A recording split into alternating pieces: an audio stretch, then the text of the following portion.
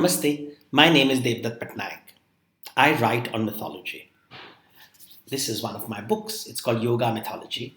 I wrote it with Matthew Rulli, an American. He teaches yoga in America. In fact, he wrote to me on the internet saying there's not enough books explaining those various terminologies used in yoga, which are clearly linked to mythology, stories, symbols, rituals. And I therefore collaborated with him to write this book on yoga mythology. And when you read this book, you learn a little bit about Buddhism, Jainism, Hinduism, the gods, the goddesses, the various stories that help contextualize yoga. So do read this book. But the reason I'm doing this video is because, I keep hearing this word about cultural appropriation and that only Hindus or Indians should teach yoga. And I'm finding this language spreading, which is so anti-yoga in spirit. And I felt I should sort of do a little talk on it.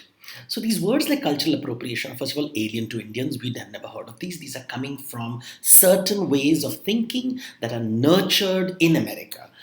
Just like capitalism was nurtured in America, this kind of cultural anarchy is also nurtured in America.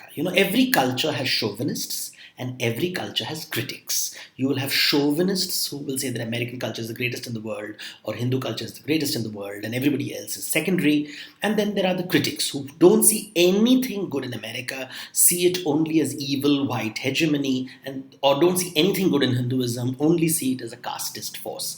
So whenever we discuss the subject, we must keep these two tribal groups separate because they are the two ends of a bell curve that will always exist and they will always try to dominate the conversation. And it's like the bell in a Hindu temple, like in a bell curve, they are the outliers. They should not be allowed to shape the discourse. They do bring to attention important points. They must get the attention, but they must not be allowed to dominate the conversation. Cultural appropriation are words which remind me of Brahmanism. This whole idea of boundaries, of what is pure, what is polluted. In India, we have the dark side of the caste system, which is basically one group of people controlling knowledge and not giving access to this knowledge to others, considering themselves to be so pure that the other becomes polluted to the point of not being touched. And that's exactly the model that is used by people who say that this is how yoga should be treated. It's pure and it is impure forms of yoga and it should be protected by Indians. It should not be culturally appropriated by people from Europe and America, which is silly.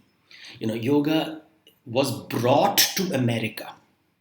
Yoga was brought to America by Indian men, not women really. I don't think of any woman who has taken it to America. But I do know, like Swami Vivekananda took it to America. Many teachers took yoga to America, which is very different from African slaves being dragged from their homes in the African continent to America. So one has to differentiate between the contexts. Indians have migrated voluntarily to America. Yoga reached the American and European shores in a very different way. Now, this knowledge of yoga has to be understood to understand why this cultural appropriation words don't quite sit in. Yes, there is a capitalist side to yoga. There is this whole yoga industry that has flourished, which focuses on beauty, on vanity, on the body. You do yoga to be stress free. You have Buddha's idols be placed on spa. In fact, we have reduced Buddha to a spa icon. These are the unfortunate fallouts that happen because anything that capitalism will consume, it will destroy. And that is the way it is. It is the nature of the beast.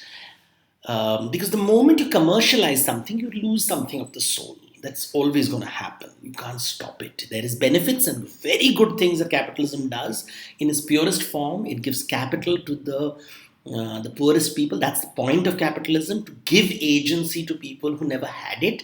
In the old feudal systems, you couldn't grow, you couldn't achieve greatness, you couldn't be successful.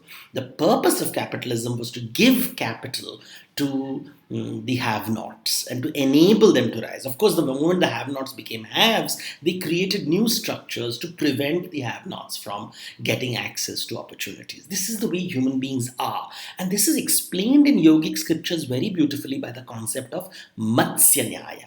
If you want to understand Indian philosophy, you must understand a fundamental concept called Matsya Nyaya. Matsya means fish, Nyaya means justice.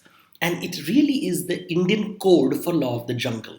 Survival of the fittest, might is right. So, Indian philosophy looks at jungle or prakriti as the default programming of all life forms. So, you have this concept of big fish eats the small fish. This is Matsya Nyaya. So you have to understand this to understand yoga, to understand anything in India. You have to understand this. This is the default, the context in which all Indian philosophy is located.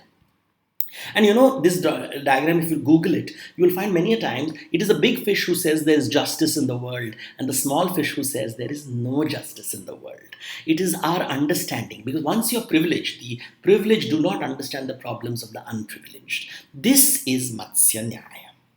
Now, civilization starts in India, in the Indian philosophy, when the small fish is saved. And therefore, the story of a man called Manu, the first human, the Hindu Adam, one can say, very crude word, but Manu saves the small fish from the big fish and puts him in a pitcher, a pot, which is an artificial construct. In other words, culture is created to protect the meek from the mighty, or culture is created by the mighty to give opportunities to the meek. This is dharma. How do you achieve this? To understand this again, we have to understand, why does culture have Matsya Nyaya? Why does the big fish eat the small fish? It doesn't do it because it's cruel. It's not cruel. It is because it is hungry. We are all hungry. All living organisms are hungry, and we are seeking food. So the plants are seeking the elements, they consume the elements, the animals, the herbivores eat the plants, the carnivores eat the herbivores, and that's how the cycle of life happens. So hunger, if you look at hunger, there is limitless hunger in case of only human beings. All living creatures are hungry, but when their stomach is full, they stop eating. They don't eat more than what they want. And then they go back to hunting again, and again they eat, and then they rest, and then they get hungry again, and again they go back to hunting. So there is no unlimited hunger. There is a expiry point. There is a end point. But humans, because we have imagination, have limitless hunger. Our hunger never ends. We use words like ambition, aspiration, greed to mask this limitless hunger. Now, is this good or bad? This limitless hunger exists because of imagination, and the imagination also enables us to come up with ideas to satisfy the hunger. In other words, our imagination allows us to innovate things, to invent things, to create yoga. Yoga as a concept comes because we have imagination, we thought about it, to tackle this limitless hunger. So the source of the problem and the source of the solution is the same, the human imagination. Now, what is the Hindi or the Sanskrit word for imagination? The words like manas, chitta, these are Sanskrit words which are vague words used differently in different contexts, but they mean imagination. Because imagination separates us from the animal kingdom. That is the only thing which separates us from the animal kingdom. And because we can imagine, we can invent, we can innovate, we can empathize with the other. Now, because we have imagination, we can cope with this limitless hunger through two technologies, yoga and yajna. Yoga and yajna. These two words are critical to understand. Both these words occur in the Rig Veda, the oldest Hindu text, which is 3,500 years old. Yeah? Now, what is the difference? Yajna is about performing a ritual of exchange. Normally, all of us, when we are hungry, we grab food. That is natural. All animals grab food. But when I give food in order to get food, then it is yajna. Yajna is exchange, where I first take care of your hunger and then you help me take care of my hunger. In other words, collaboration. So Matsya Nyaya, or the animal way, takes us towards competition, but dharma, or the human way, takes us towards collaboration. It's not that animals don't collaborate, but they only collaborate within their species. Interspecies collaboration is there, but not very open. Animals have both these things, but it is not coming out of free will. It is the way they are designed. Humans have the choice to collaborate or not to collaborate, to restrict our hunger or not to restrict our hunger, to control or not to control. This is the only freedom we have. We have also the ability to empathize. Do I care for your hunger at all? And when I care for your hunger and I feed you and you feed me, we do yajna. This is transaction. This is the foundation of relationships, right? But this cannot happen. You cannot do this external yajna unless you can outgrow your own hunger, for which yoga exists. So yoga as a concept exists in this context. It is an internal journey to outgrow hunger so that we can focus on other people's hunger. Yoga enables yajna. So you have to understand these two things. So if I'm doing yoga to be a narcissist, to be beautiful, to be stress-free, it's only me, me, me, me, me. I'm not thinking of the other. Then you're not doing yoga, then you're doing bodybuilding. It is not yoga at all. This is something that we need to understand. This fundamental policy that yoga, the process of yoga, it's a technology. Some people focus on the body, the alignment of the body. They have understood that there is a close relationship between matter. Matter creates the body. Body has the breath. Breath is connected to the mind. And mind is connected to something that cannot be measured. Because it cannot be measured, we can't really talk about it. We don't understand it. But it is there. There's something which is non-measurable that exists in the world, inside us, around us. We can call it God, we can call it energy. We don't know. We can't measure it. So don't even try to go there. But it manifests as the mind manifests as the breath manifests as the body, and the body manifests as matter. If we align the body, so when you see, the yoga teachers who will tell you, focus on the breath, focus on your movement, focus on your muscles, they are continuously aligning the body as a technology. What is the purpose? Not to calm down and be stress-free. It is to ability to awaken your mind to figure out that you are part of nature, but you are not beholden to nature. You can outgrow your hunger. You can outgrow Matsya Nyaya. You can focus on other people's hunger. And this has to be understood. You see, this concept of yajna is very, very, very important. It is about giving. It's not give and take. Give and take is a contractual concept that comes in Judaism, Christianity, and Islam, and in modern corporate world. Here you have to give in order to receive with no guarantee of returns. Hence, when you read the Bhagavad Gita, they will always say, to action you have rights, not to returns. You can sow the seed, but not the fruit. So when you hear words like, as you sow, so you reap, that's not karma. That's not yajna. That's a biblical concept. It's not a Hindu concept. In Hindu concept, you sow, but there is no guarantee of what you will reap, what you will get in return. And now, why do you give anything in this world? Two choices. You're hungry, you want something, so you will give in order to get something. So you have expectation, but you could get disappointed. Why do you give? Because you're obliged to give. You are indebted to your friends, to your family, to society, to nature. So your act of giving, it could be just because you're hungry, you're aspirational, or because you're obliged by, nobody's told you you're obliged, but there is an obligation because your life is the outcome of so many people supporting you. Now, why do you receive things in life? Why do we receive? One, because we're hungry. I'm hungry. I want what you have given me. I want it. I want the success the world is going to give me.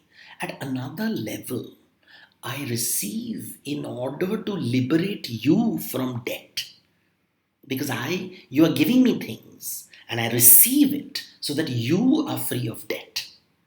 But every time I receive things, I go into debt again and I'm trapped in the cycle of rebirths. And therefore, I want to outgrow. So whatever you give me, I want to let go. I want to let go. The word let go will be used a lot in yoga classes because of this. When you're breathing while exercising, you're telling your body not to be frightened. We are frightened, and when we are frightened, if you look at children when they're frightened, they cling to their toys in insecurity.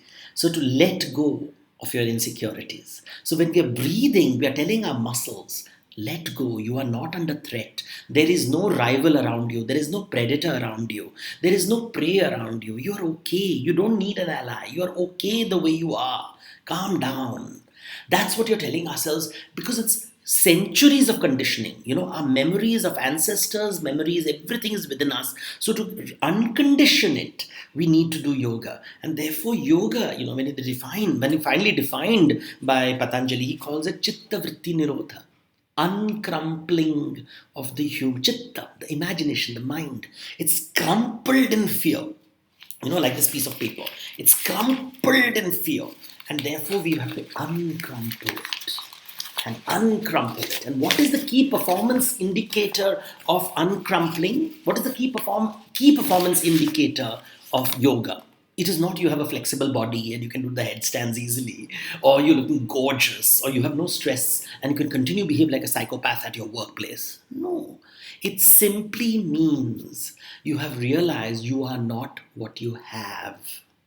You see, as long as you're insecure, you think, I am what I have. I am my beauty. I am my strength. I am my knowledge. I am my property. I am my car. I am my house. I am my $1 billion. The day I realize I am not what I have, then my relationship with what I own, with my property, is going to be different. I relax about it. I enjoy my property. I also give it away generously. I am okay. Which means I don't hold on to concept like yoga is mine, this is mine, you shall not take it away, you shall not appropriate it. Because this is, you will not appropriate it. This is my patent. This is my IPR. This is my property. This is capitalism at work. This is boundary. This is the end of Indian philosophy. This is neither Buddhism, nor Jainism, nor Hinduism. Because you're clinging, and this creates war. It turns you into a dominating territorial beast who cannot give up his patterns. He's trapped in hunger. A territorial beast, a dominating, loves to be an alpha, loves to be part of a pecking order, loves to be on top of the food chain like a lion. It's sad. Animal examples, one has to be careful because, animals are animals. We can't really. But when humans behave like animals, it is adharma. It is unsuitable. This is something we need to understand. Traditionally in India, when you are born, you are supposed to recognize that you are in debt. You are in debt to the gods. You are in debt to yourself. You are in debt to the dead. You are in debt to the dead, to your family, to nature. You are in debt. We are in debt to everybody. And therefore, we continuously live to help others, including ourselves. So there's this Pancha Yagya, it is called. I take care of myself, I take care of my family, I take care of my past, I take care of my teachers, the gods, and I take care of nature and animals. In other words, now how do I repay the debt? When somebody teaches me yoga, how do I repay the debt? I teach others yoga. So what you learn, you pass on. What you learn, you pass on. You don't hold on to it. This is where you create this Brahminical orthodoxy. It is mine, I shall not share it with you. Wherever there is Atma, what is Atma? Atma is the uncrumpled spirit. What is Ahankar? Crumpled spirit. What is Ahankar? I am what I have. What is Atma? I am what I am. What I have has nothing to do with what I am. And the key performance indicator of Atma is how generous I am. I don't hold on to things. I calm down. I let people go. I let them have the compliment. Take away credit. It's okay. It's okay. Calm down. We have to, it's even if you're fighting for justice, you never get angry because you see everybody as children who are frightened, clinging on to their patent rights, clinging on to their boundaries and their opinions, like woke people or right-wing people. You see it everywhere. They're clinging on to their opinions. They have not experienced the joy of yoga. They have not uncrumpled like this, like this artwork. This artwork is about uncrumpling. It's a yantra. It's a Saraswati yantra. The uncrumpling of the mind. The seed turns into a fruit and flower, and the flowers let the fragrance spread and let the seed and pollen spread so that they can replicate themselves. They don't cling. You don't cling. This is the fundamental idea. So how do you repay your debt? You pass on what you have learned. So if you're a yoga student, whether you're an American, Chinese, Japanese, you've learned it from a teacher, you pass it on to the next teacher. If you don't pass it on, you are in debt. You will be trapped in the world. Now, is that cultural appropriation? If you're saying it is only mine, then you've not learned yoga in the first place. It's my property. It's my patent. This language that is used in America, it's structurally designed that way. It's the way America is designed. But that's not yoga at all. It's not yoga at all. A good yoga teacher teaches you alignment so that you liberate yourself. You have to liberate. It's a psychological expression of physical activities. So what you see is physical, but it's actually the things that are happening at a psychological level which transforms society. So if yoga is about empathy, if yoga is about outgrowing hunger and being content, yajna, which is the behavioral side of it, is empathy and generosity. That is the key performance indicator. So when somebody argues like these, nowadays I'm seeing these right-wing bullies on one side and the left-wing woke cancel culture on the other, I realize both of them are not in yoga. They are just angry, and anger is a sign of helplessness, absence of control. And why do you want to control? You want to control not because the world is unfair. The world is what it is. The world is because you are not the boss and nobody's listening to you. And the world is not the way you think it should be, but the world is a forest. And the forest will never listen to you. The predator will be there, the prey will be there, the rival will be there, the ally will also be there in different proportions in different times. The Western model, the Greek model, for example, is designed around hero, villain, and victim. So it's constantly looking at heroes, villains, and victims. And everybody is defined in terms of oppression, oppressed, outrage. The language is you are a victim, you're a victim. It's almost victim pornography. It's excessive, and you have to be a hero and fight back and be positive and destroy the villain. And then all the villains have to be wiped out, and then the world will be a better place. No such thing. These are not Hindu concepts. These are not Buddhist concepts. These are not Jain concepts. These are Greek concepts, which obviously has become global concepts because of Western hegemony. But then there is also monotheism.